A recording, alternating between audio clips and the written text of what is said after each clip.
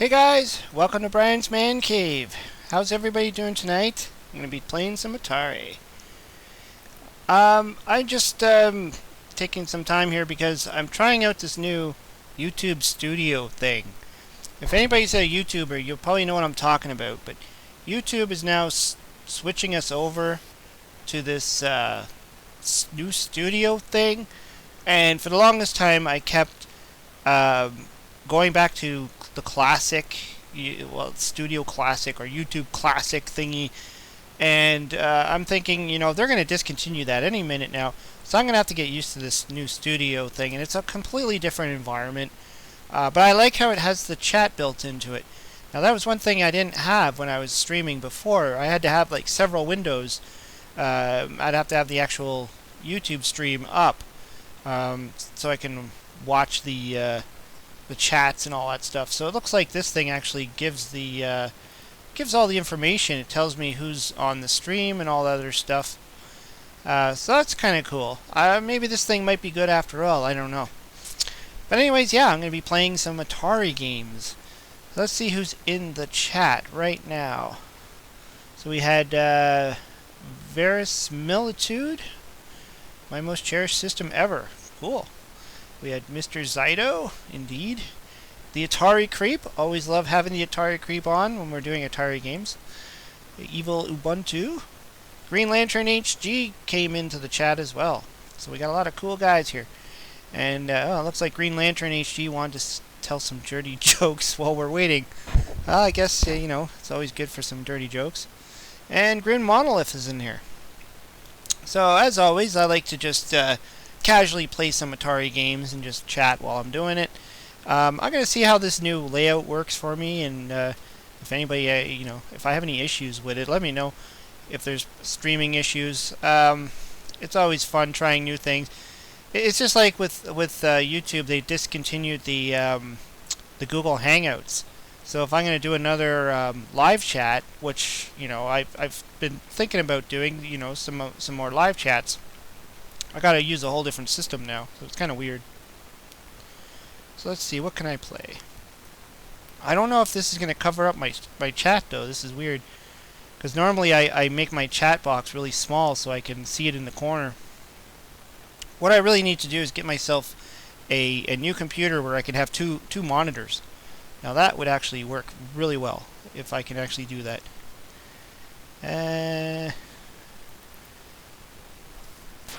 Grim Monolith is saying Hangouts is still up. Well, it wasn't for me, because when I looked into it, it said that it was gone. I'm sorry, I'm just turning down my volume here if you're wondering what I'm doing. Otherwise it's going to be really loud in my ear. See people using Skype for Discord. Yeah, see, this is the problem. The Atari screen that I have, it becomes static, a static window, and then I can't see the chat. So I'm gonna try something different here.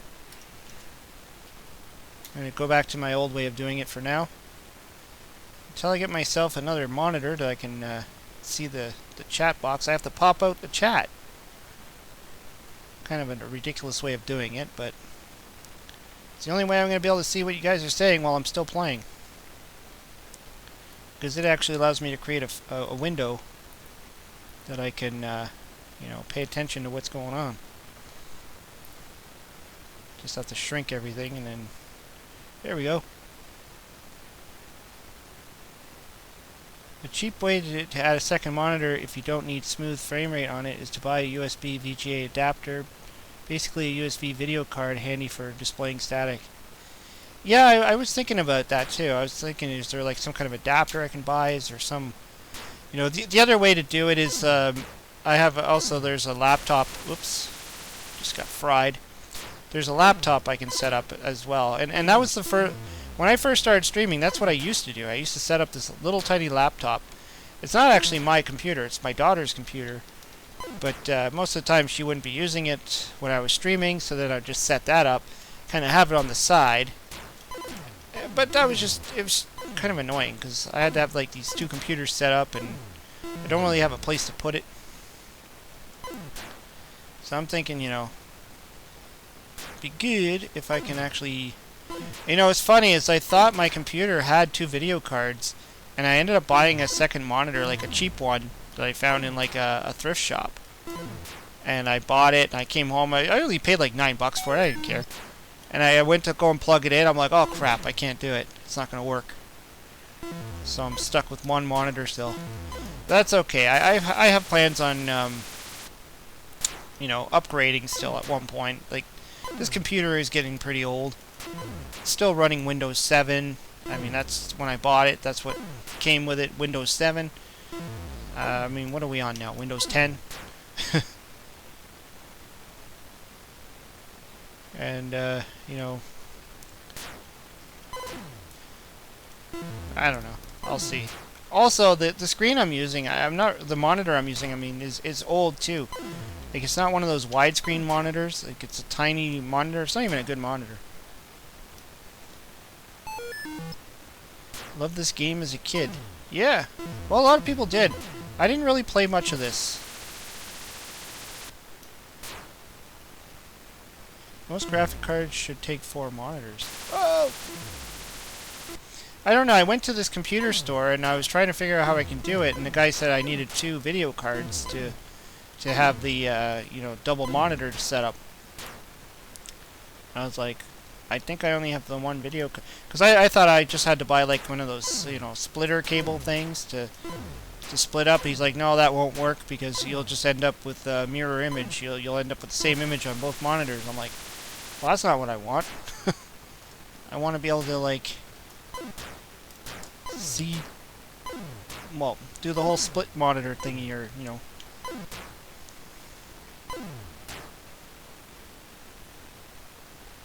I have 2 monitors connected to my onboard video. Whoa! And I know with this computer I have, this is like this is an HP Slim, and it came with very little.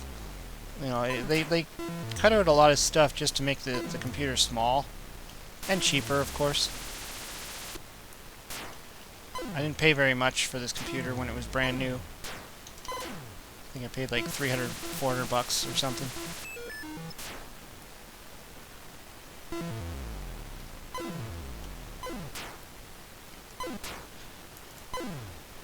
I don't know, maybe the guy in the computer store was telling me the wrong stuff. I don't know.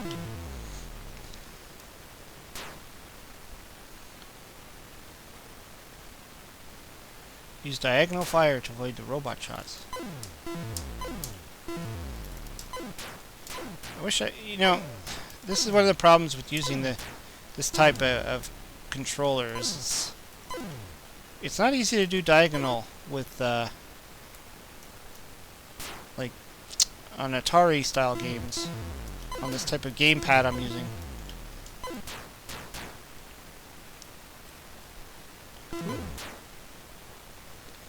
You kids and your tech talk. Back in my day, we were happy with 2 cups and a quarter. Yeah, exactly.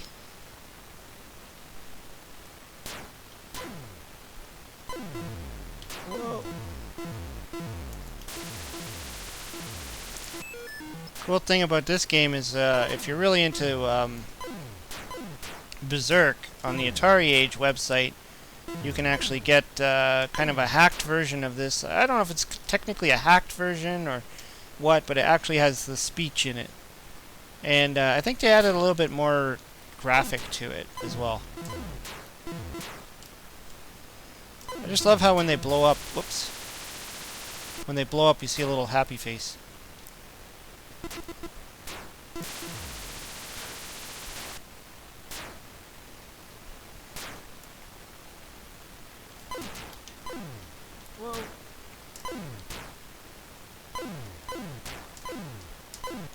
There we go. Getting the diagonal shots going. Oh, dang! It's also a hack of combat that plays Rock the Cashba. Rock the Cashba while you play.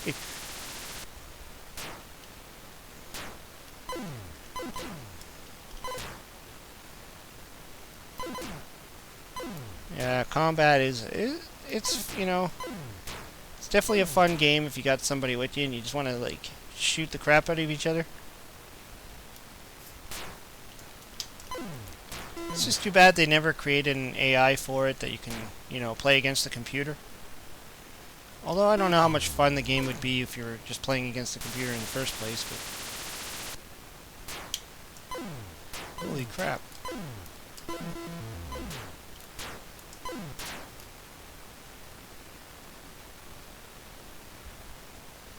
Stu's game reviews. Coin detected in pocket. Oh! Wow, he just kept shooting me. No mercy.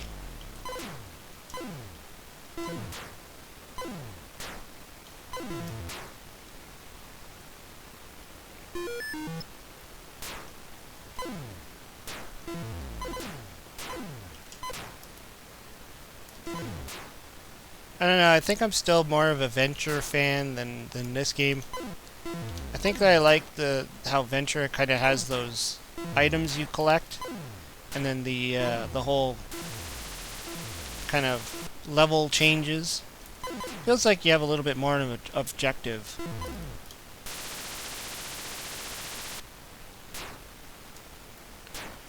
Mad now that they don't do a combat game where you can play people online.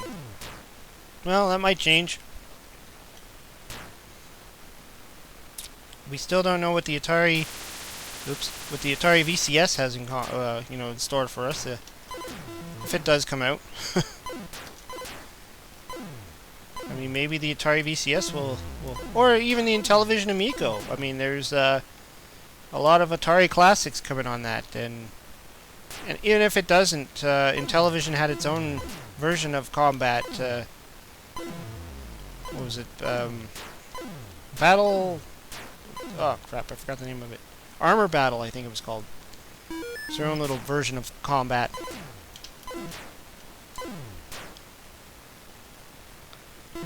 Whoa, jeez. I love how the guy just keeps shooting you. It's like, I'm already dead and you're still shooting me. Yeah, Armor Battle. I don't think I actually had Armor Battle when I was a kid. I think I got that a little bit later on. But I always saw the picture of it in the little catalogs. Whenever you got an Intellivision game, there was always that catalog inside that had all these games inside. And I used to see the Armor Battle game in there, and I always thought it looked like fun.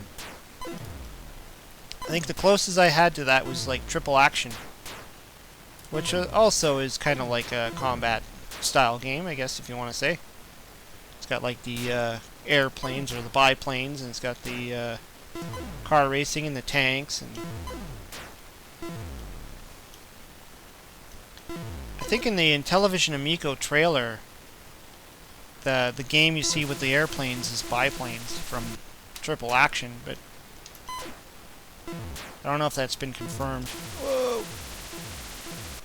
Okay, I'm doing terrible at this game. Got a bag full of Atari 2600 game manuals and catalogs that came with them. Whoa! I got a few. I don't have too many manuals for the Atari, but I do have a few. I mean, the cool thing is that if you don't have a manual, you can still just go on to the Atari Age website and find it there. I go there all the time to look for games I'm not familiar with or I need to learn. Let's play this very, very horrid version of Burger Time. Not one of my favorites, but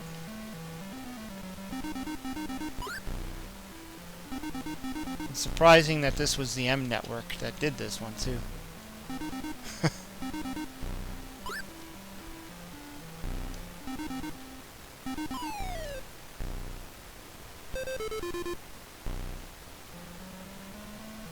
Oh man, I think that's the egg. The flopping square thingy or whatever the heck it is. That's the thing about this game, is you can't really make out a lot of the graphics. You can tell that that's the chef guy. Come on, it's not that bad. Well, he's slow. I'll give it. You know, he's walks really slow. You know, as far as gameplay is concerned, I think the game is great. This it is challenging. I find this one to be a little bit harder than other Burger Times I've played. It's the graphics, I think, that bother me the most. I don't understand why they couldn't, or they weren't able to make the hamburger parts look like hamburger parts on the board, but they can manage to pull it off at the bottom of the screen. That's the part I couldn't understand.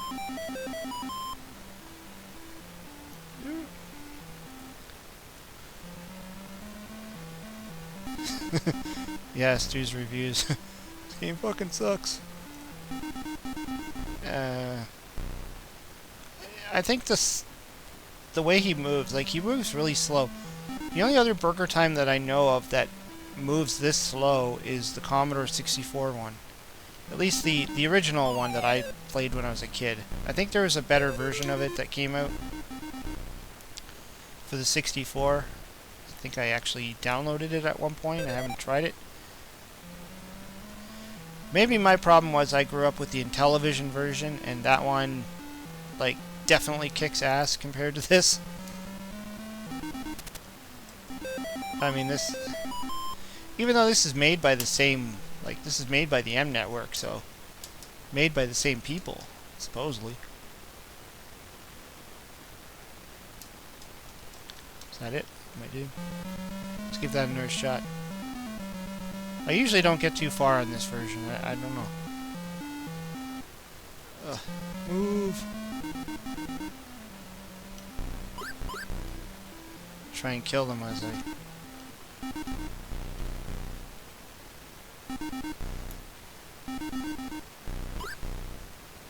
Atari 2600 PacMan, best version no matter what people say.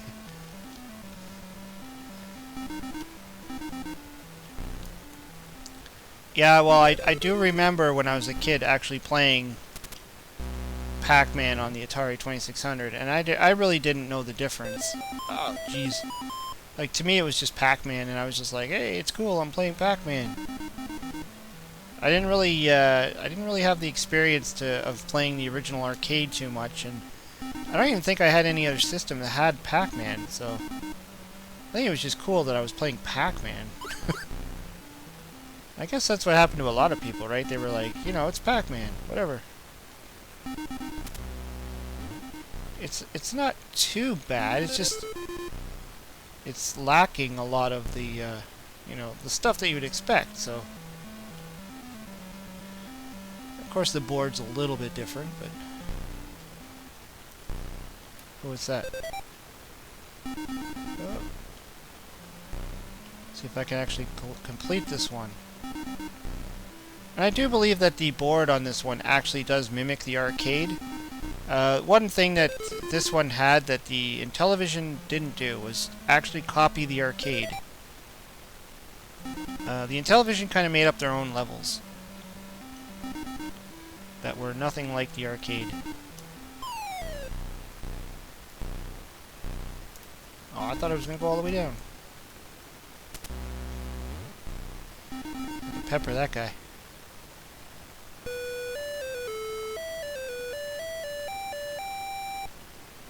Yeah, my house was just happy to play Pac-Man. Yeah, well, that was the thing, right? I think a lot of people are like, yes, Pac-Man. They weren't expecting it to look exactly the same as in the arcade. I mean, I think people kind of understood that, especially when they started getting used to the home consoles. Games maybe like Asteroids could look very similar, and Space Invaders, but when you started getting into the more graphically demanding games, you knew they weren't going to be the same.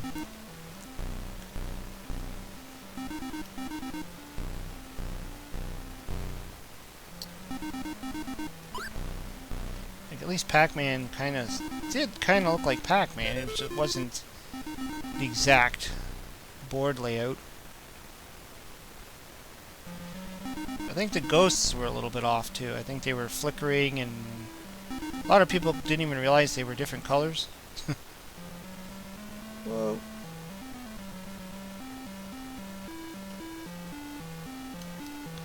And then, of course, we started getting all those PacMan clones coming out, one after another. Actually, I think my first, like, PacMan game that I owned on the Atari, because like, the original PacMan, I didn't own that one. I borrowed it from a friend. I think the one that I owned that was pretty much PacMan game was Mousetrap. And I still like Mousetrap. I think it's a fun game. I think I definitely enjoy that one a lot better than PacMan. Well, I guess that's a lie. I had Lock and Chase as well, which is kind of like a PacMan game. But that's on the Intellivision, not on... I didn't have it on the Atari.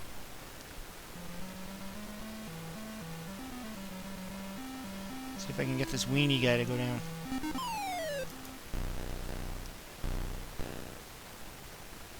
Not sure if I've ever really gotten past this level or not.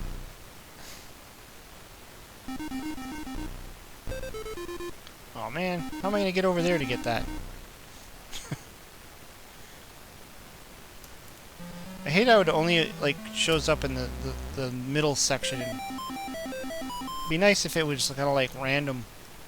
Then you'd have a chance of actually getting it half the time.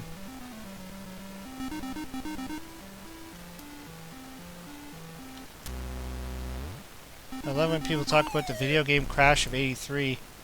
There was no video game crash. Only an Atari crash. I had an Apple II and C64 games were coming out like crazy. Well, that's the thing. I didn't really notice the crash either. And I was the same. I played my Commodore 64 all the time. They were still selling Commodore 64 games the whole time when the crash was happening. I was still going into stores and buying them. I even remember buying Intellivision games still. Like I had no idea the crash was even happening. I don't think a lot of people did really know unless you were in the industry. Like I think if you were in the selling industry or if you were in the video game world and you were creating the games or something, you probably felt it the most there. And of course it was only in North America too. The rest of the world didn't even know there was anything like that. For real, I saw Intellivision and ColecoVision games all over the place. Even Atari 2600 and 5200 games are still selling in the NES era. Yes, true. I actually remember going to like Toys R Us and seeing like way after their lifespan, seeing Intellivision. I remember I saw Intellivision Commando. Kind of wish I bought it, but I think at the time I didn't have an Intellivision anymore, so for me to buy it would have been stupid. But now I think about it, it's like, damn, I wish I grabbed that. All systems now selling after the crash into discount bins, but still sell. Yeah, well, that's when things like the Vectrex were like being sold for like, I guess under $90. And today, if you were to buy a Vectrex, it would be like $400 or something. I think they're going for now. A lot of stuff just hit the you know, the discount bins, and now they're worth money. So it's really weird the way that happens. Let's play some crackpots. I had no idea what a video game crash was, just that I had tons of games to play with my Atari 800. Hey, it's JLove81 in the house. Gonna get some JLove smacks tonight. Alright, let's play some crackpots. JLove slaps, I should say, not smacks. How's JLove doing tonight? Whoa.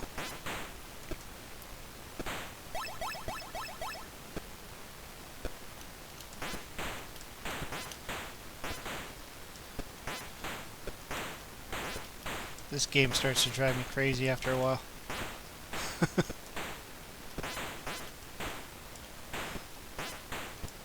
It's kind of like a Kaboom and a few other games meshed together.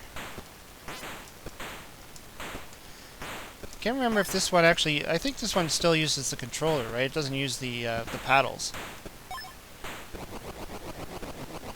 Oh no! The bug is eating my wall.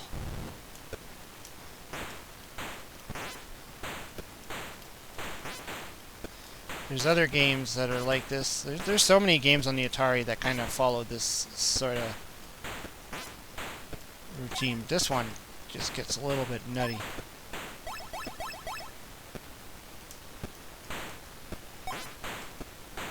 I'm at work until 7. Oh.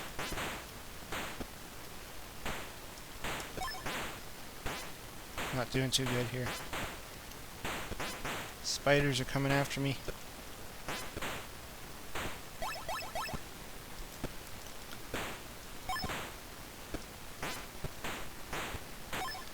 Has everybody been watching the Smash JT video where he was hanging out with Tommy Tallarico?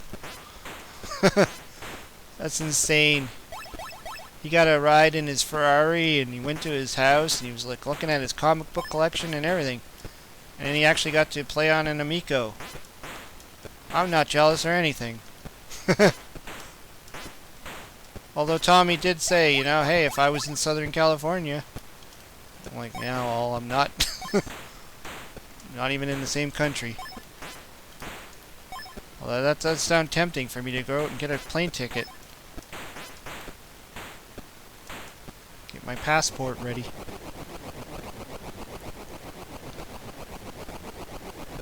Yeah, I saw the video. Yeah, I mean, it was pretty interesting. I mean, the thing is, though, I mean, I know what Tommy was doing, because he really wants to set the record straight with the Amico. He doesn't want all these people kind of like thinking that it's just another Ouya or another, you know, Coleco Chameleon and all that stuff, and so he wants to personally like set that record straight and talk about it and give the chance for the people to actually ask him personally instead of just assuming that this is what it is.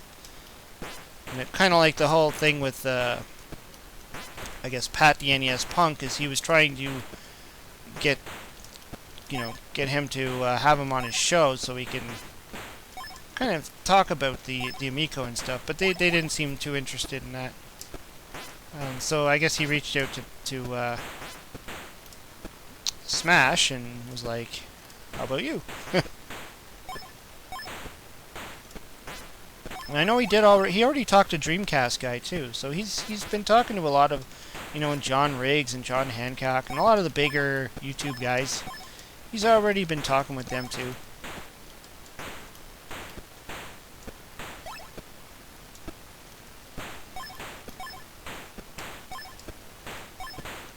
Oh god. I'm not keeping up with these spiders at all. How many flower pots does this guy have? Tommy's a super nice guy. He gave me backstage passes to Video Games Live when it came to you. Holy crap.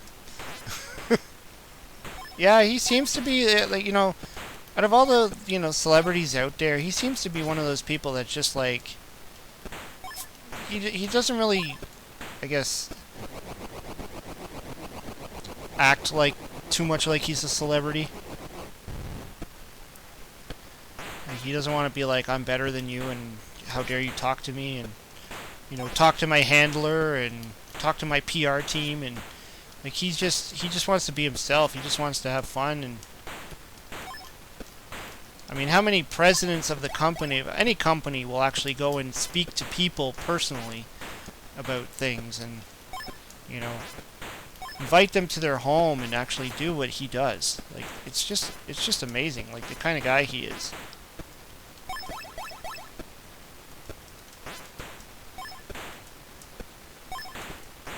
He reached out to you too. Yeah. Well, that's the thing. Like, he doesn't want to let his, like, you know, just because he's got money, he's got, you know, celebrity status. He's not just gonna be like, hey, you know, I'm not gonna talk to you, because if you think how many celebrities, the only way you could ever kind of talk to them or meet them is if you pay hundreds of dollars at a Comic-Con or a convention or something, and you know, just to get them to sign a little piece of paper, and that's it. Like, you don't actually get to speak to them, and or you do, but very limited time. Whereas Tommy will actually reach out to people and talk to them personally. I'm losing. What is this game called? This is called Crackpots by Activision. One of their... Well, I guess this is one of their popular titles as well. I always like how the background kind of reminds me of Keystone Keepers. I suppose if Tommy and I hung out, yes, I would. I want to try the Amico, but I'd rather us strap on a few guitars and jam. Dude, Tommy would be totally into that. I know he's even talked about you, the Atari Creep. He's even talked about you, saying that he's one of your fans.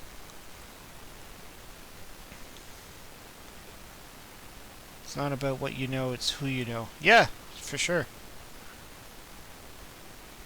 I mean, even when I first heard of Tommy Tallarico, I got an email from someone who watches my show saying, you know, we got I at this point I don't remember who it was. I'll have to go back in my emails again.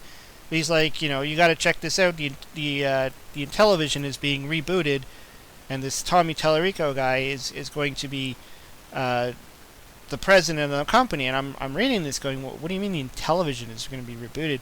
Because I knew about the Blue Sky Rangers, and I know that they've tried to come back. By the way, you know Tommy's cousin is Steven Tyler. Yes, we do know. Steven Tyler's real name was Steven Tallarico, yeah. And he told me about... Well, actually, he even said that. He's like, it's Steven Tyler's cousin. I'm like, holy crap. You know, and I couldn't put the two together. I'm like, why is Steven Tyler's cousin rebooting Intellivision? And so when I got to learn about it, I was like, oh, okay. I get it. Let's play this really inferior version of Donkey Kong. And it's just, Tommy grew up with the Intellivision just like a lot of us did who had, you know, a lot of us grew up with a console of some sort. And those are like our fondest memories of growing up. And, you know, some of you had an Atari, some of you had an Intellivision, some had a Coleco or a video games console of some sort. Possibly a computer, or maybe even had a bunch of different things. I mean, I had the Commodore 64 and I had the Intellivision. But I knew a lot of people that had like a VIC-20 and they had like all different systems that they grew up with. So, you know, this is Tommy Tallarico's passion. He loved the Intellivision. He grew up with it. And he wants to bring it back today. Whoops. That's his whole thing, is that he just wants to bring that experience back. And so when I read that and I read about it and stuff, and then he's like, you know, you should watch the Facebook video on it. They're going to be doing a live kind of announcement of it. I was like, oh, damn, I got to watch that. Atari Creep saying he messaged me personally about an interview and a few other things, but I'm not sure about doing an interview. Not my deal. Wouldn't even know who to start. Yeah. Well, I mean, that's the thing. I mean, not everybody's cut out for that type of stuff. I mean, that was the thing. Like, after I saw the Facebook thing, and I was like kind of commenting on it, and then Tommy even, you know, gave me a shout out during that. I was like, holy crap, he actually said my name there. Well, he said Brian's Man Cave, and I was like, whoa, wow. And then, you know, just out of the blue, I thought, I'll friend him and I'll see what happens. And he accepted the friendship or whatever, and I was like, I'll just give it a shot. And I said, would you be willing to do an interview? And I totally expected to be maybe not just shot down, but you know, I figured he probably wouldn't even have you know, responded back. And then right away he's just like, sure. I'm like, whoa. So like from that point on, I was like, this guy definitely is on the level. Like he knows what he's doing. He's a nice guy. He's not like stuck up.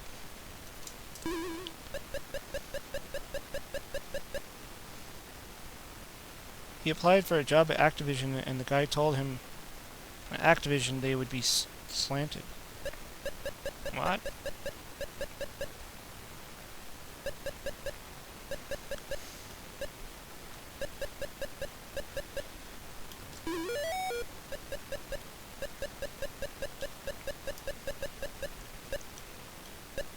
seem to be having a hard time playing this shoddy version of Donkey Kong.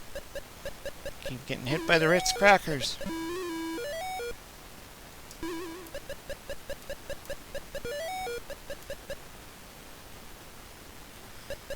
I do have another version of this somewhere where it has the other levels in it.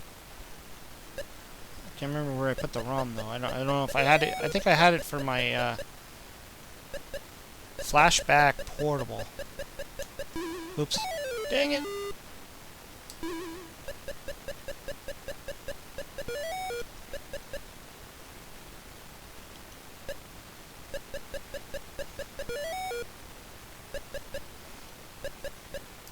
I don't think those things look like fire barrels or whatever they're supposed to be. They look like magic lamps.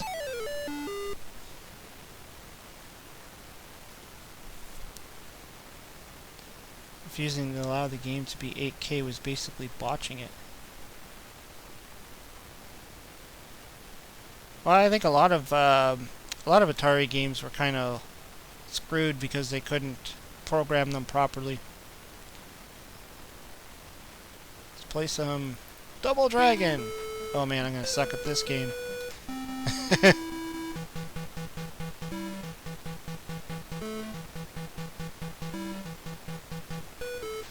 Alright, take care, Stu's Reviews. Thanks for coming in.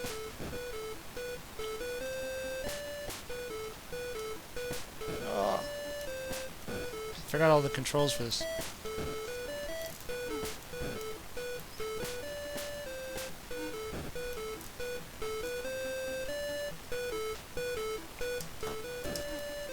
You die now.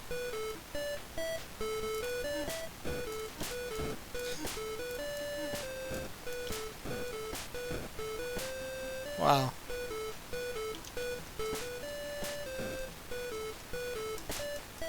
I'll just keep giving him the upper kick.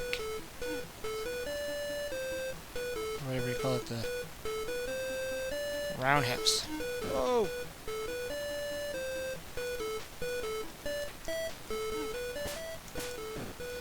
It's one of those games that had the music looping all the way through it, and you kind of wish it didn't. Oh, come on.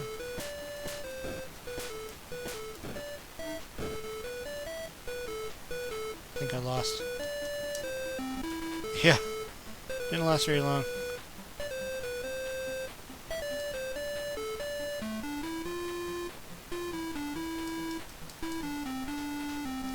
Play again.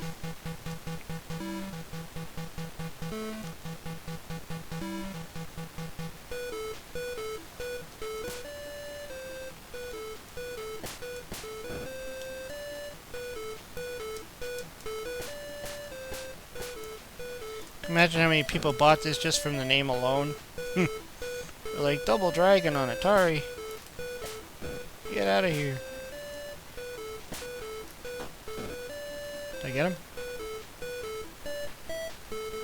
Might kill it, Double Dragon 2 NES version, but only there. Any other Double Dragon, I get my butt kicked. Yeah, this one's not, this is like Kung Fu Master for me. It's not easy.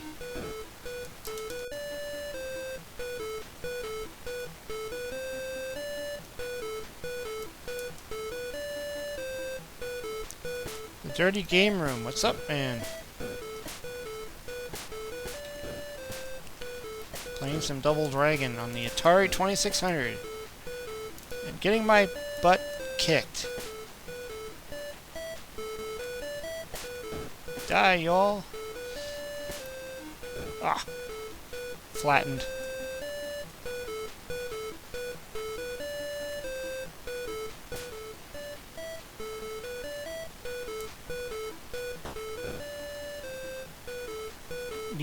Need some more. If I can figure out how to knee, I'll do that. Oh, there's a flying jump kick too. How do you do that? Up and oh, run away, run away!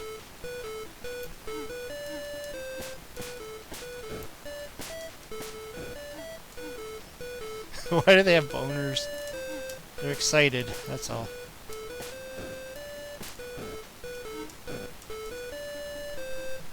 Jeez. Yeah, this game's pretty terrible. I won't get far on that.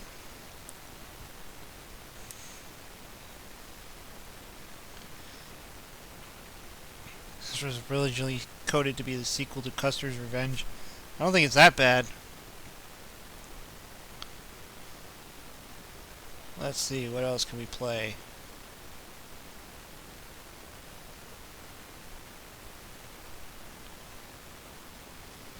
Alright, take care, Green Lantern. Thanks for popping in. Always a pleasure having you in. Let's see, Freeway? No. How about some classic Frogger? Everybody likes Frogger.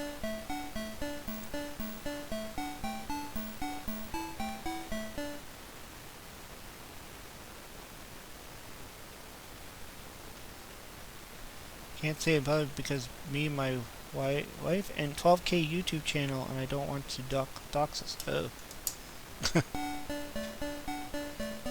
Yeah, you don't want to say things you don't want to regret. Be right back. Got to tuck the kids in. No problem, man.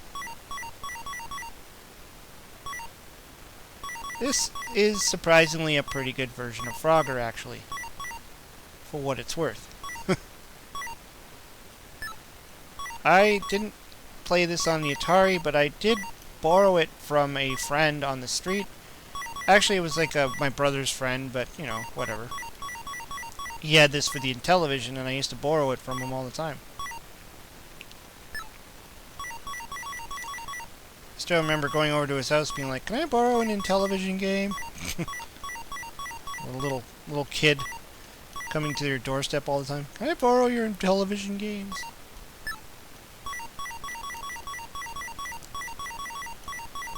That was what we used to do in the past, before the internet. Just go over and borrow games from friends. Oh!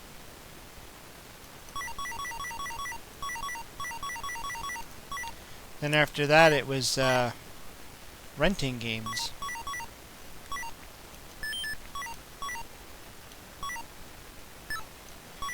Man, I used to love going into the rental stores and just looking at all the different games to rent, even if I had no intention of renting anything. I used to stop by after school just to walk in and just to look at the games. Oh! You Stella can't handle interlacing flickering. No, it can't. No. Just ran into the water. Frogger has to be one of the only frogs out there that cannot handle water. I think I've asked this before, like, what is going on with that? Is this not actually water?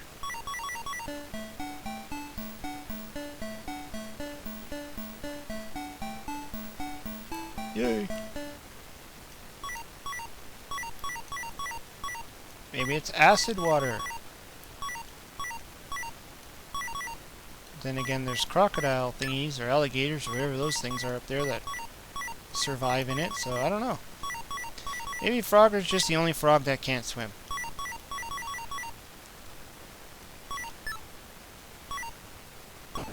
Oh. And he cannot handle being hit by a car.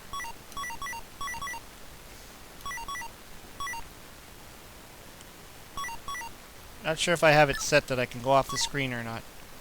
I know there's the two settings. You could have it set that you can go off the screen and show up, you know, go to the right of the screen and then show up at the left of the screen or whatever, but then there's the other version, or the other port, not port, switch, whatever you want to call it, difficulty switch. Dope! Didn't get too far on that one.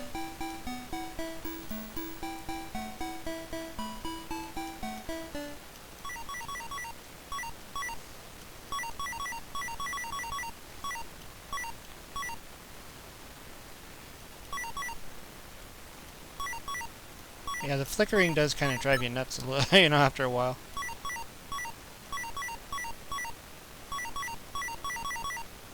Kind of shows you how advanced this game was.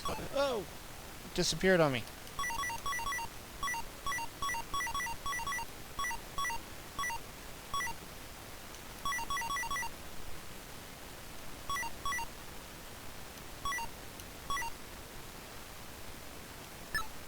Nostalgic for the 70s and 80s.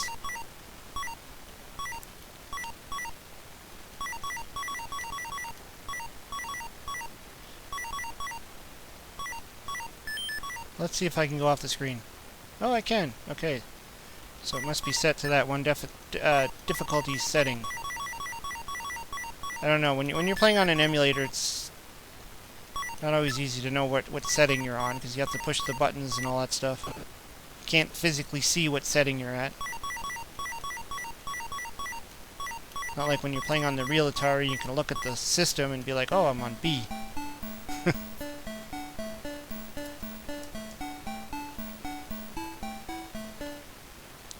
I think what I need to do is I need to create a little cardboard thing of, you know, cheat code, or not cheat codes, but just to tell me what the buttons do, because I always forget. There's like, you know, all the F keys, and they all do something different. One is the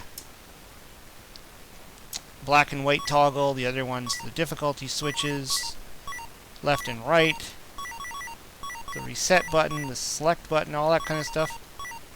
I totally forget every time when I play this what button does what. I think 2 is reset. I think that's the only one I always remember.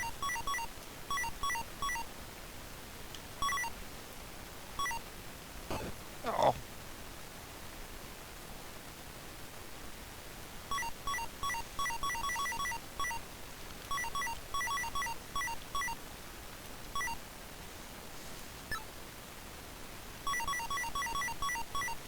That Atari 2 3 Deep game is not bad either.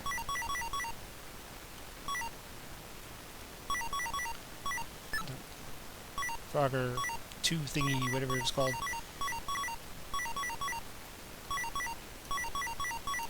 Frogger 2 3 Deep, I think it's called. I don't know. It was not bad. Twitter is toxic, but I find it good to communicate to people on there. Atari Galligan is coming. New Atari 2600 version of Gorf with speech is coming to 2020. Cool. Gorf is fun. Let's play some Gorf.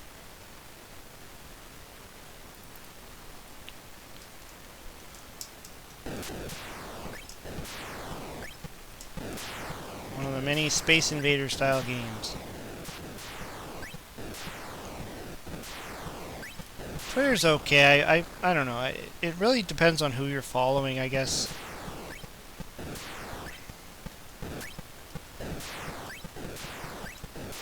It just gets really convoluted. Wow.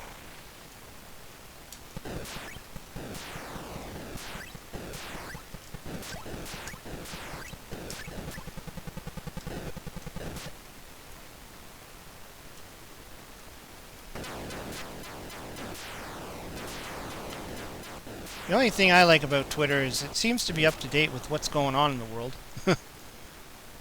Oftentimes I learn about what's happening with Twitter before anything else. Sometimes Facebook too, but I find Twitter is usually, you know, their trending news usually tells me what's going on. I think that's the only thing that I really like about Twitter, but I just find it hard to keep up with everybody's conversations and the way it works, like with the retweeting and all that stuff, and then, you know, if somebody says something about you, then you see it's like, oh, you were suggested in this comment or something like that, then you gotta try and find the original one, and I don't know. Twitter could be a little bit confusing. I'm supposed to shoot in that middle section, aren't I? It's not easy, not easy. Come on. You can do it. Thing looks like a syringe. A syringe with the pen cap backwards on it. Come on. I think there's a way to kill this thing.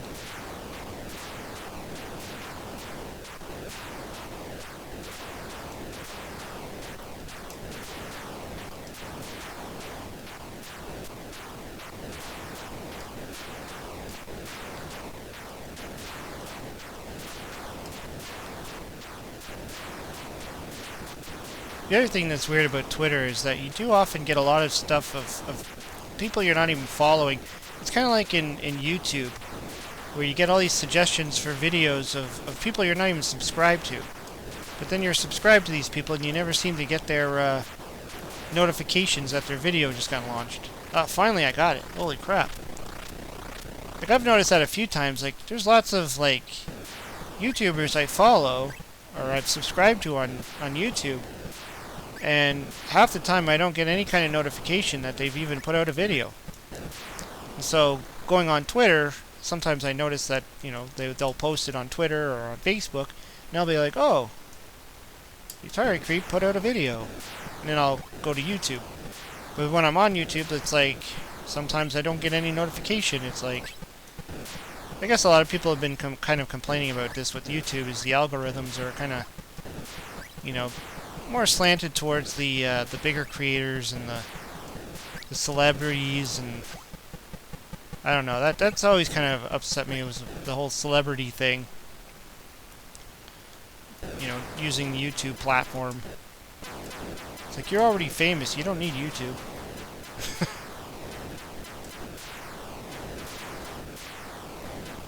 Oh, crap.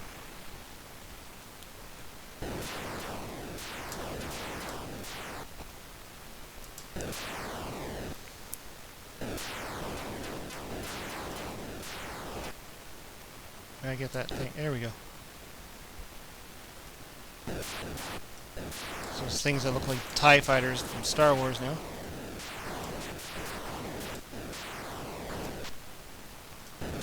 Oh.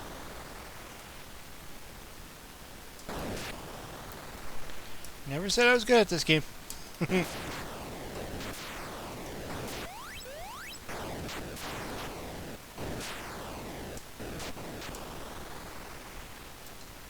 Can't remember if I've already done a video on this for the ColecoVision version or not. No, I did the Atari one, I'm pretty sure. But I don't know if I've done the Coleco version yet. Let's see, what else is there? How about some Gremlins? Keep seeing some kind of notice that there's another Gremlins movie coming out. But, whether that's true or not, I don't know.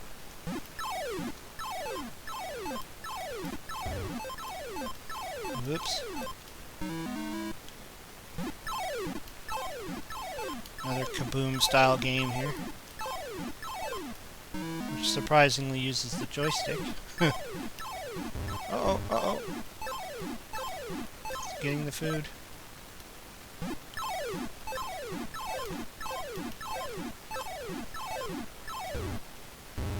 We don't give our Facebook out unless we know the person has their real names on it. My wife has to... Oh, well, yeah, I mean, that's another thing, too. You do have to put out your personal information, depending on how much you want to use Facebook for and share it. It's either that or you create a secondary Facebook account.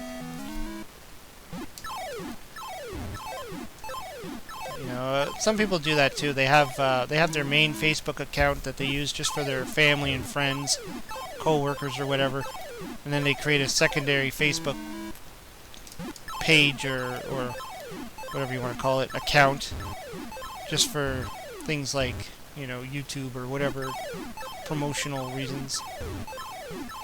Holy crap, this is not easy. Oh.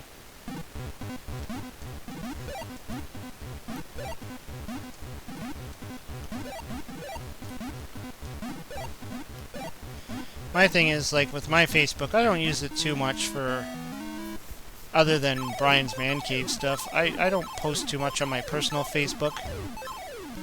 Most of the time it's just, you know, I just look at the wall and see what other people are talking about, but I don't post a lot on my own Facebook page. The odd thing I might put up there. Most of the time it's just for Brian's Man Cave stuff. And then I have my own Brian's Man Cave page, and I have my Retro Gaming and Retro Toys group. So that's pretty much what I use Facebook for. Oh no! Oh no!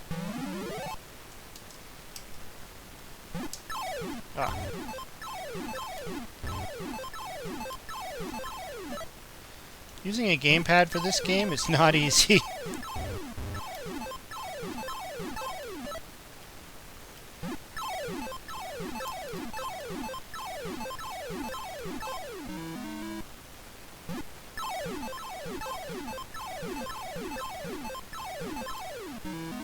I still need to give the 5200 version of this game a try.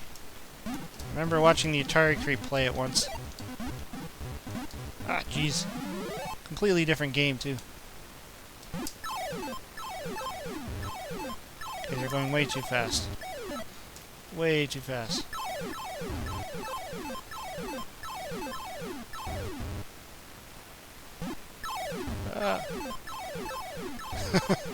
Yeah, no, I can't keep up.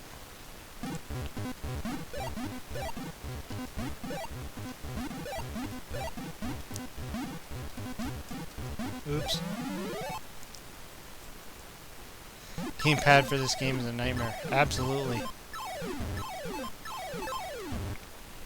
And it's murder on the thumbs, too.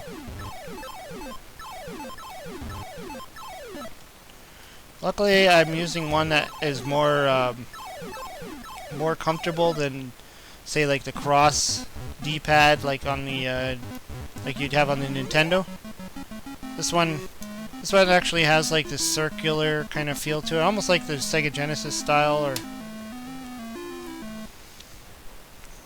well, this one's, I don't know, it's kind of an odd one, but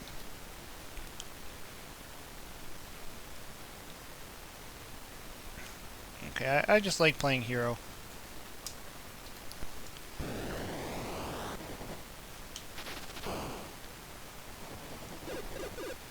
I have so many boxes of Atari 2600 games, just tons of them. Lots of dupes, probably. Well, that's the thing with Atari. At this point, you know, whenever you buy games, you typically do find them in lots. Like, I had a whole ton of duplicates, and I ended up trading them trading a lot of them off to this one guy on Atari Age. Because I wanted to, like I had an Atari Junior, but I wanted to get an actual wood grain Atari, and so people suggested him to me, and I went to him and I said, I hear you sell a lot of, like, he pretty much picks them up all over the place and refurbishes them and stuff and sells them, and so I asked him how much is he selling, because I want a real Atari, not the Junior. I want the actual, like, full-on wood grain. And he said he had the Atari, he just picked up a 6-switch Light Sixer, and I think he was asking like $60 or something like that. And at the time I had a broken 4-switch that I tried to get it to work. Like, I really tried to get that thing to work. I took it apart, I tried soldering parts, I tried cleaning it. I could not get this thing to work. And I told him I had this 4-switch. And I knew he knew how to refurbish these things. And I said, if I throw that in, and perhaps some games, could we make a deal? And he's like, oh yeah, sure, you know, throw that in. If you could throw in like X amount of games, whether it be in television or Atari, he didn't care. He's like, if you throw in X amount of games, then yeah, we'll do you know, just a straight-on switch. Well, we both had to pay shipping, but I mean, so I did that. I found all my duplicates and some Intellivision duplicates I had, and threw in the 4-switch, mailed it to him, and then he mailed me the 6-switch Light Sixer, which I still use today. Set up in my man cave right now. I mean, I don't have any problem with the Atari Junior. I grew up with that one. I mean, when it came out, I bought it. Oh, jeez. It's another game that's a nightmare to play with a gamepad. I don't know, there's just something I was like, I need to have like a real Atari. I don't... Well, I can't say real Atari. I just wanted a classic looking Atari. It's kind of like with the Intellivision. I still use the classic first model Intellivision. I don't use I have an Intellivision too, but I don't use it. I think I kind of bought it as a novelty, or maybe a backup or something, like if my other Intellivision fails, or I don't know. It was just one of those things. I kind of just wanted it. I was just intrigued by it, and I wanted to have it, but I don't actually set it up and play it. I know some people do though. Like I think the No Swear Gamer, he sticks to his Intellivision too. He likes that one better than the Intellivision, the original bigger one. Turbo Joe, what's going on, man? Glad you can come by. I mean, there is some good things to note about the Intellivision too, in that, you know, the controllers, you can unplug them and stuff, but I mean, to me that wasn't really a big deal. I mean, you could take the Intellivision apart pretty easily and pop the controllers out, so, which I have done on mine because I had to. I ended up buying a Intellivision in a thrift shop,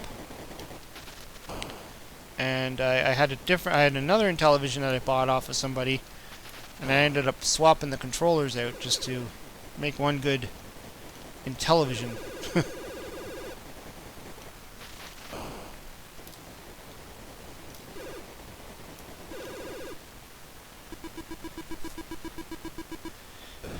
Been so busy. Yeah, I think a lot of us have been busy. Just seems like since the summer ended, everybody's been, well, hasn't officially ended, but feels like it ended. I think everybody's been kind of busy.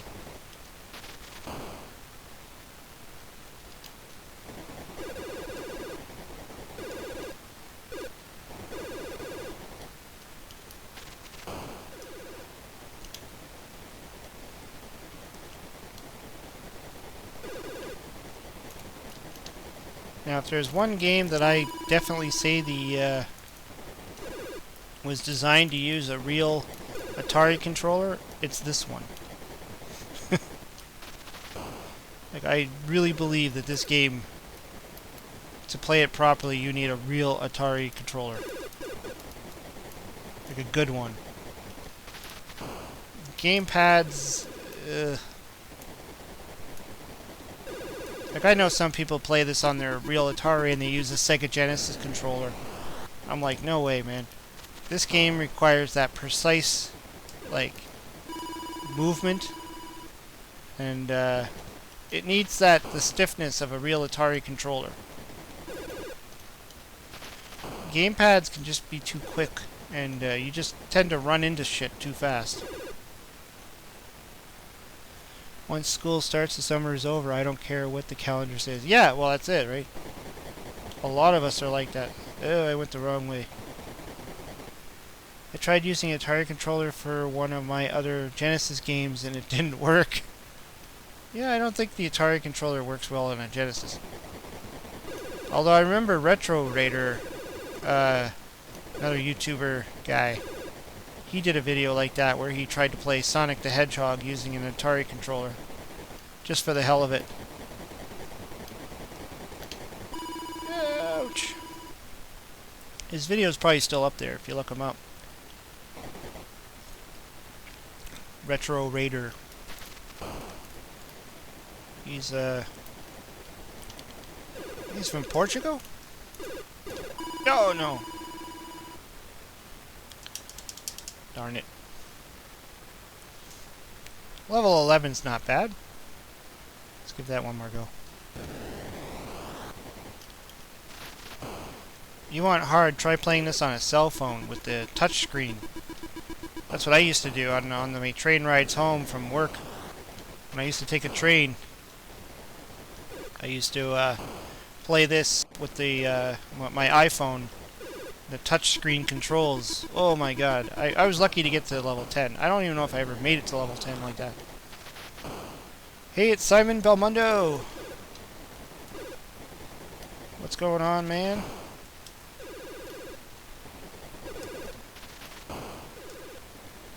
Yeah, I'm just kind of going down the list of cool games and just playing them. Yeah, I remember seeing his video, so I thought I'd give it a shot. Yeah, it was kind of an interesting concept. I mean, You know, we always know that the Sega Genesis controller works on the Atari, but how many people would think to try the reverse, right? I mean, I think we all know that the reason is the Atari only has one button, and most Sega Genesis games do require at least two of the three buttons, anyways, plus the start and select buttons.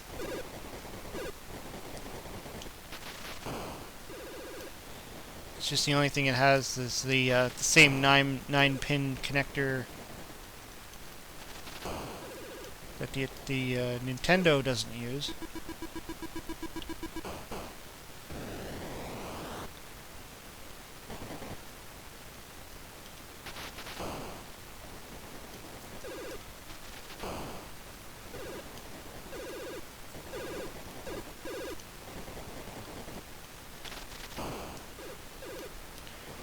I always say my advice to this game is usually take the path that looks the longest, or the one you don't want to take, because that's usually the one you have to take. They always make the path that looks the best the wrong one. That's when you're going to run into a bat or a lantern or something.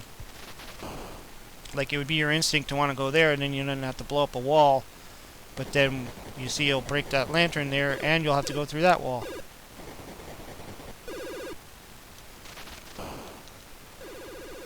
So usually, if you see a path you want to take, it's probably not the right path.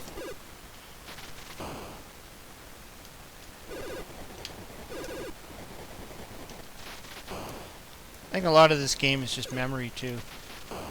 Memorizing where everything is. Oops, see, I took the path I thought I wanted to take, and that's not the good path to take.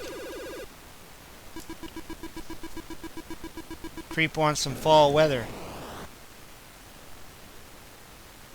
Anyone who knows about games would just use an Atari controller to let their siblings play as Tails in Sonic 2. Oh yeah, the old give the little kid a controller that's not plugged in.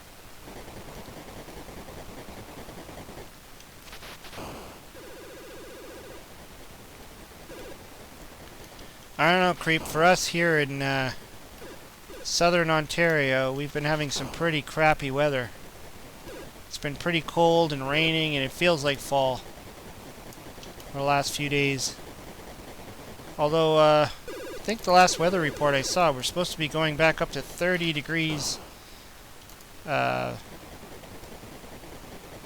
like Thursday or Friday or something like that. So that means it's going to be pretty hot. Really weird. I do remember last year around this time it was hot. But I think our weather has just kind of been affected by those tropical storms that have been going on. All those crazy hurricanes that have been happening.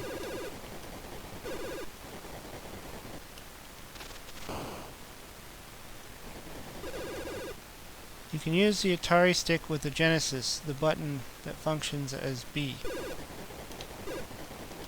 Yeah, as long as you don't need the other buttons, you're fine.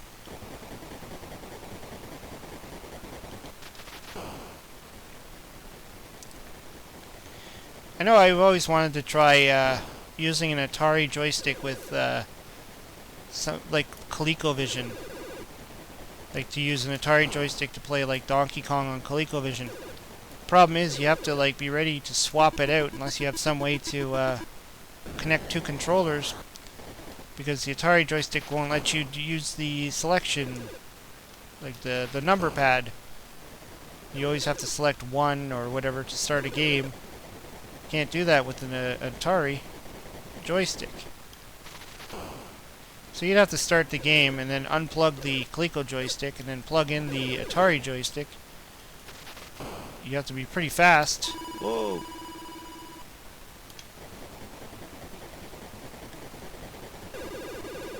Oh, jeez. Ah.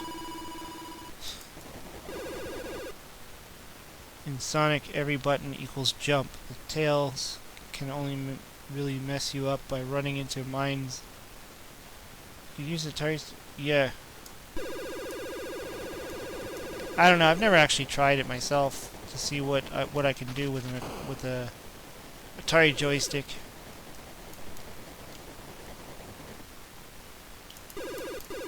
I mean, the function, I guess, the way the joystick functions is pretty much the same idea. It just doesn't have as many buttons.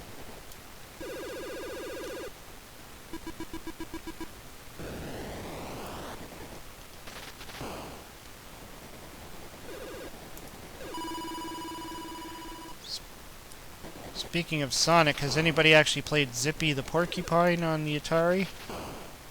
The homebrew?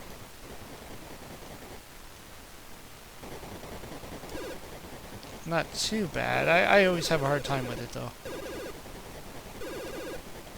Trying to get him to do the loop-de-loops and stuff.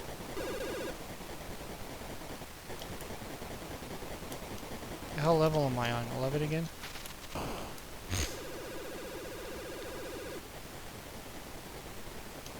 Oh crap. Okay.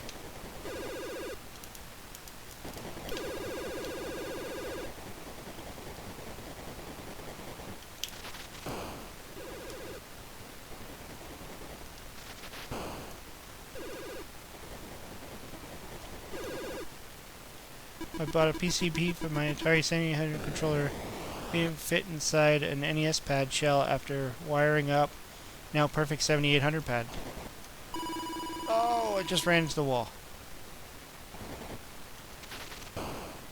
Yeah, Zippy's fun for what it is. I don't think it's as... I don't mind it. I like Princess Rescue better, being a, you know, kind of a Super Mario clone.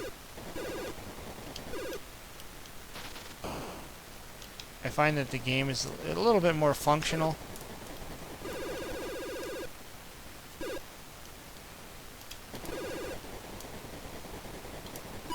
Ah, it's too hard. Where am I? Level 12.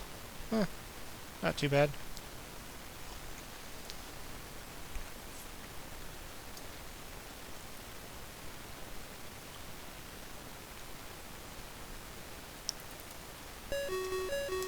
Let's do the Halloween. Okay, what am I supposed to do again?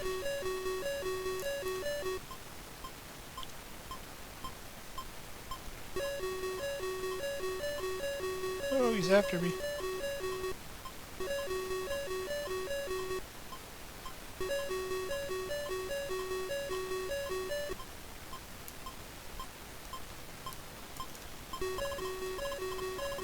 Totally forgot what I'm supposed to do.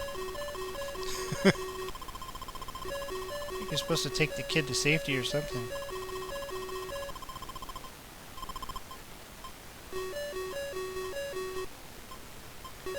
I'm not bragging, but generally just excited. We've been getting 20 to 30 subs every day. That's cool. Oh jeez, but the kid just got killed.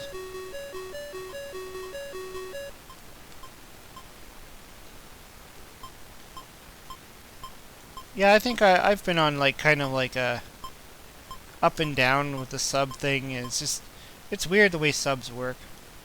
Like sometimes you feel like every day you're getting new subscribers, and then you seem to go through a day or two of nothing. And then yesterday I was like, I noticed like it looked like it dropped by about 4 or 5 subs. I'm like, what the heck? Because at one point I was like, I'm looking at it, and I was at like 1350, and then next thing you know I'm at 1344 or something. And I also noticed that the YouTube Studio seems to be behind with its sub count. Like the YouTube Studio Beta. It doesn't seem to be as accurate. I don't know. I'm gonna run by this. He just cut my head off. Okay, I'm not getting anywhere in this game.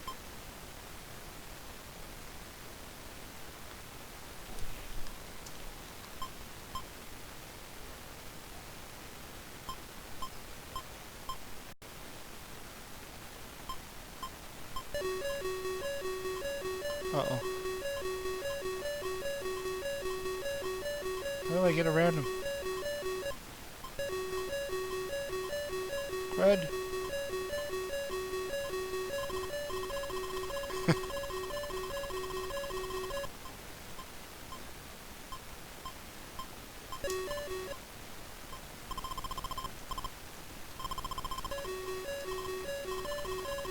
Yeah, I totally forgot how to play this game. Yeah, the beta has been accurate for a while. Yeah, even on the phone. Like, I have the phone app for my YouTube, and it's the same beta thing, and it looks like it's always off.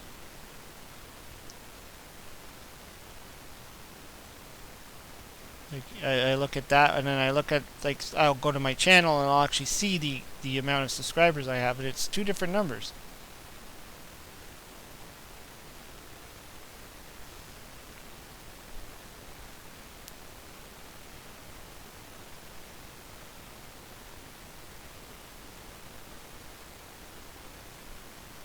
Here's another classic game.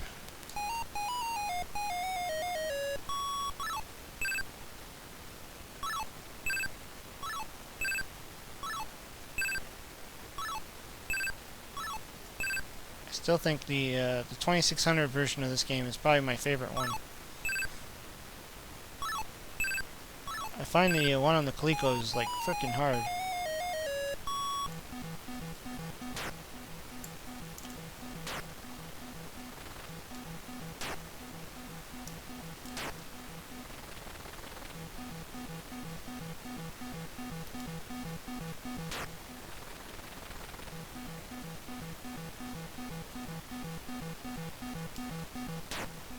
The numbers have aligned. Yeah, mine still are off. I don't know. It's weird. Oh, jeez. How do you feel about changes to the public sub counts? I see people really mad about it, but I could really not. I don't know. It's just different. It's just weird to like get used to seeing it, because it says like 1.35K or something like that. And when you first look at that, you're like, what does that mean? 1.35K. Or if it's like a bigger channel, it's like 1.2M. And you kind of like, what does that mean? I don't know. Makes you wonder if they're going to like toy with the idea of like getting rid of the subs or hiding them, or kind of like they did with Instagram, where I think what they changed in Instagram is you can't see the likes anymore. Like they don't want to publish the likes. They just want to like you have to actually go in and click in it and look inside of it or something. I don't know.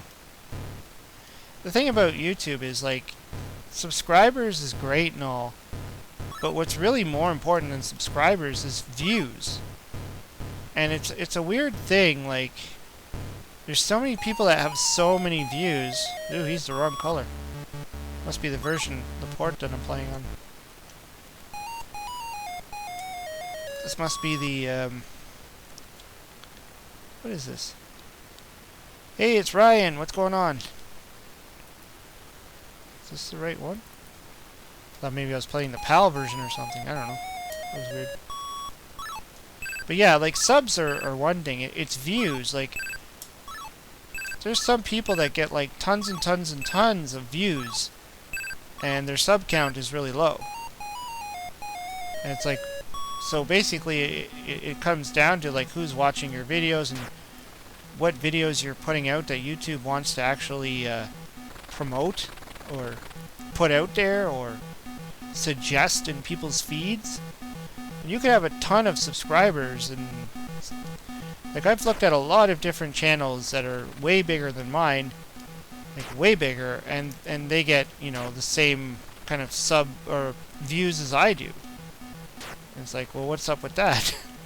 And then I've seen other channels where they're less subscribers than me, but some of their videos are getting thousands of views, and I'm like, okay, you know. I think to this day, I only have 2 videos that have reached over 2,000 views. And I got like a bunch of videos that are over 1,000. Not many, though. You can already hide your YouTube subs. Yeah, and yeah, there's some people that do that too. They hide their subs. I don't know why they do it. RC in the NYC, what's up? Like, I don't know why people decide to hide their subs, but I guess they don't want people to know how many subs they got. I don't know. I'm just saying, in most cases, it really doesn't matter, because when it comes down to YouTube, it's not about the subs, it's about the views. And that's why when you want to monetize your channel, YouTube only gives you the threshold of 1,000 subs, but then they say you have to have like 4,000 hours watch time. And that's the hard part, not getting the subs. Yeah, exactly. Views are the money, not the sub count. A lot of people do those sub for sub things, and it's like, if you sub for me, I'll sub for you. And that doesn't do anything, because if somebody's going to sub my channel and then never watch, what's the point? It's no different than if I were to create 10 different accounts, separate accounts, and go and subscribe to myself with 10 different subscribers. Like, subscribers aren't always going to mean people are going to watch. Oh, hey, Extreme Rick just came to say hi because I'm going to bed. They're going to sleep.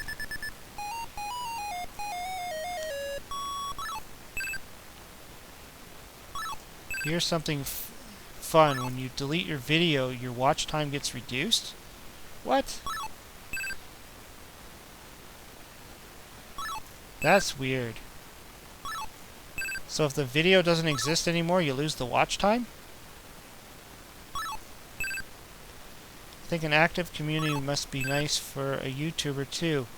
If nobody ever interacted with you, wouldn't that be weird? Yeah.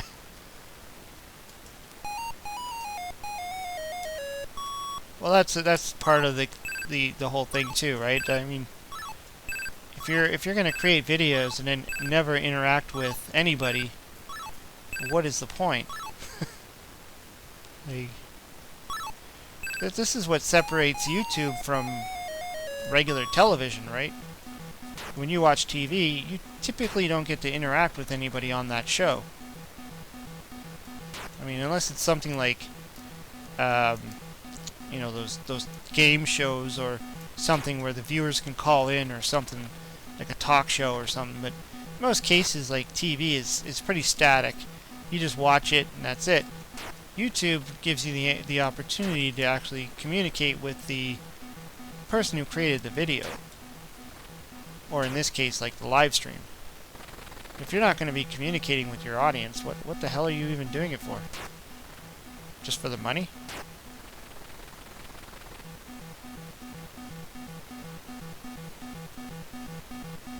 When I left 1 minute video, I had 55 minutes. Holy jeez. Yeah, I always wondered that if I deleted a video, will I lose the watch time? I didn't think I would, because I thought watch time was something that would never decrease, because it's people watched it. Even though the video's not there, they still watched that video. It should still count in the statistics, shouldn't it? I don't know.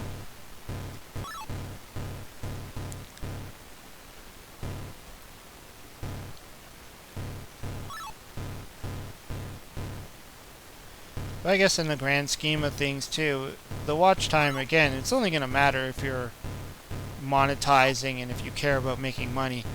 And if you don't, you don't, and you just put your videos up there, and you're just happy if anybody watches them.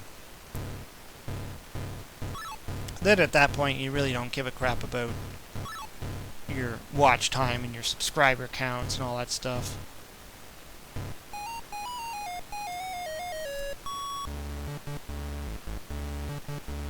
Yeah, Ryan's saying that YouTube is cool because you realize other people like niche things like you do. It's very true. And not only that, you realize that, but you actually get to communicate with them. Like, I've always known that there's a lot of people that have liked the retro games that I've always liked. I just didn't know anybody. Like, personally, I didn't know anybody. So YouTube gives you that kind of outlet to find these people. Like, I always thought, you know, I'm alone at, you know, in the case that I liked Atari and I liked ColecoVision and I like all these things back when PlayStation was the big thing, and I didn't know anybody else that still liked Atari.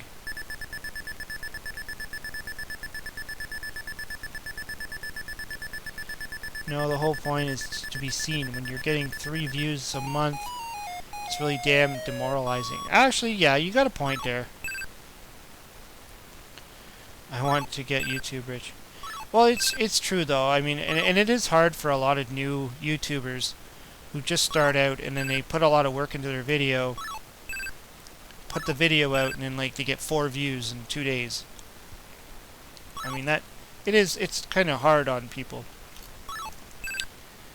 Even smaller YouTube channels like mine, when I put out a video and I only get 30 views on it total, it's like, well, that kind of sucks. Only 30 people watched it. But, you know, my videos all around don't really get as many views as a lot of other YouTubers do anyway, so. Like, I expect, on average, there are about 100 views, which is very low. And I know that, but it's also the type of content I do. I don't do the most exciting, up-to-date, modern content that everybody's watching. I don't do the trending stuff. I don't do news too often, so that's, I guess, to be expected. I'm sure a lot of other YouTubers know that. When you do content like this, you're appealing to a very small crowd on YouTube versus someone who's talking about the latest Xbox 360 stuff, or Xbox One, or whatever the new Xbox stuff is. I don't know. I don't follow that. Whoa, I almost made that. YouTube also let all the flat earthers come together. Well, I mean, it's a platform for everyone, right? It puts everybody together. It gives people a platform who probably would have never had a platform. Just like the retro gamers.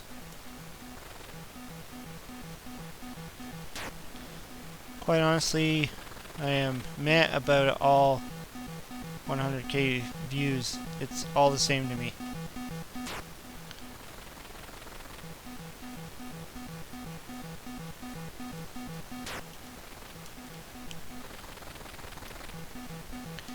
Well, it does also come down to why you do YouTube in the first place, and you know, if you do it for your own reasoning, if you do it for your own outlet, if you just enjoy doing it, if you have fun doing it. I mean, I've known people who've started YouTube and just quit because they're like, nobody's watching my videos, why am I doing this? And then they just stop. And that's the end of it.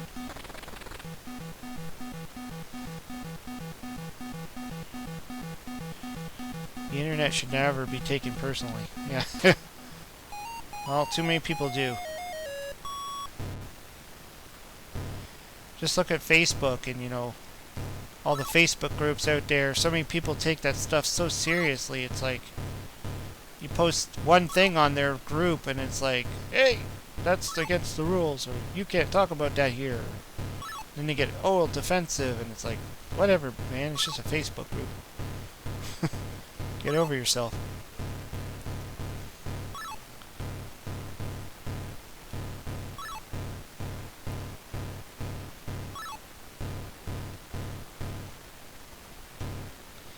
That'll be all, folks, for me. I have to get to bed. Yeah. Alright, take care, man. Yeah, I probably should be packing it in soon myself.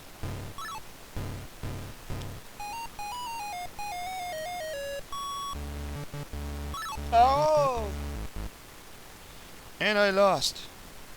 Oh, and I got something cool to show you. Hopefully I can get it on the camera. Whoa! Everybody got that? The Creep. Got my nice t-shirt. I think it looks great. I still have to wear it on a video one day. But yeah, I got that in the mail the other day, so I was pretty stoked about it. Let's play one last game and then... Karate. Kangaroo. Let's play... But I only have the PAL version.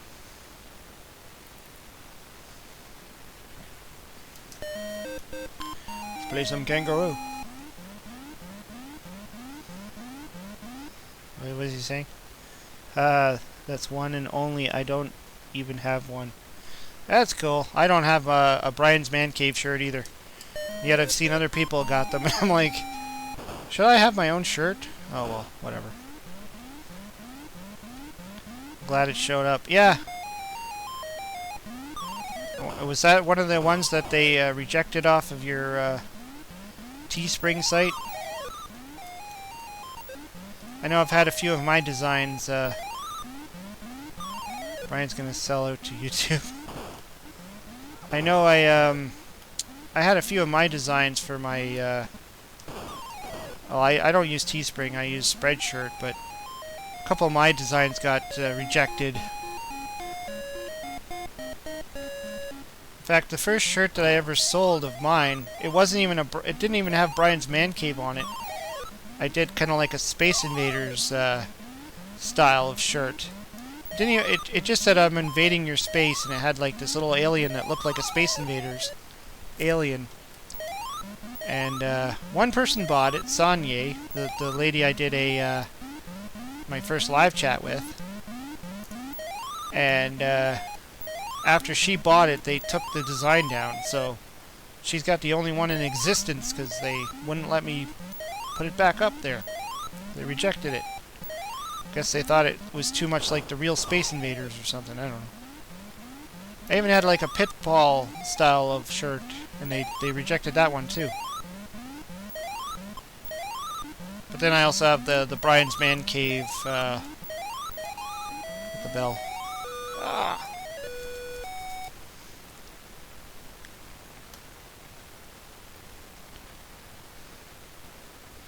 Yeah, I also have the Brian's Man Cave shirt, which I've seen a few people buy. Since Spacies, he's a YouTuber in Australia. He bought one. I mean, it's just fun to have. It doesn't cost me anything to do it, so why not? Whoa.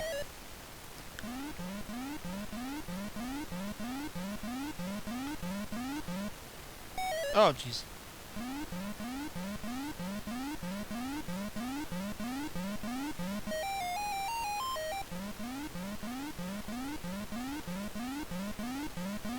I have a comfy Brian's Man Cave hoodie.